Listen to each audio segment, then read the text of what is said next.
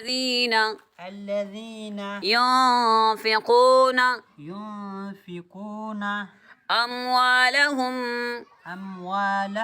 بالليل والنهار سرا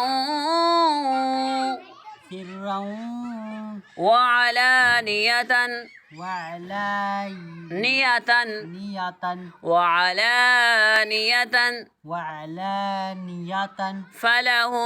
فلهم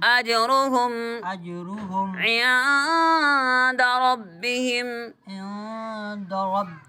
ولا خوف عليهم ولا هم يحزنون ولا خوف عليهم ولا هم يحزنون الذين يأكلون الربا لا يقومون إلا كما يقوم الذي يتخبطه الشيطان من المس ذلك بأنهم قالوا إنما البيع مثل الربا وأحل الله البيع وحرم الربا فمن جاءه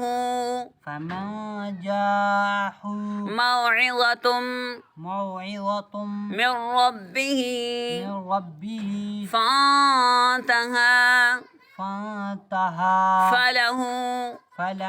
ما سلف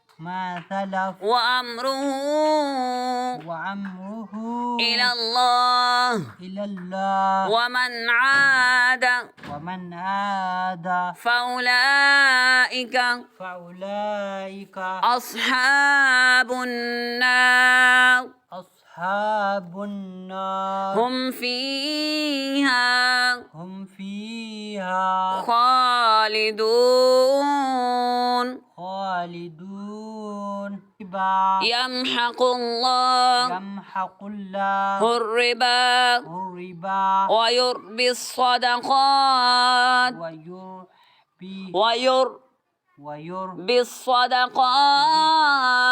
بالصدقات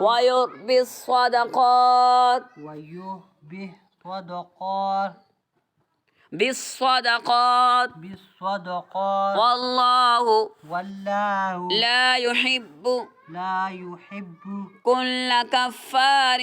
كل كفار أثيم والله لا يحب كل كفار أثيم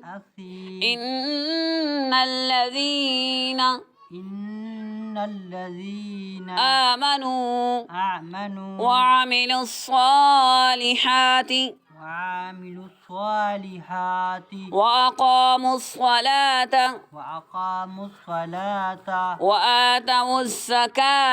وآتوا الزكاة لهم أجرهم عند ربهم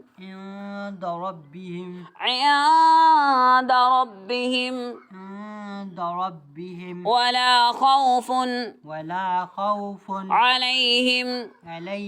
ولا هم يحزنون وأقاموا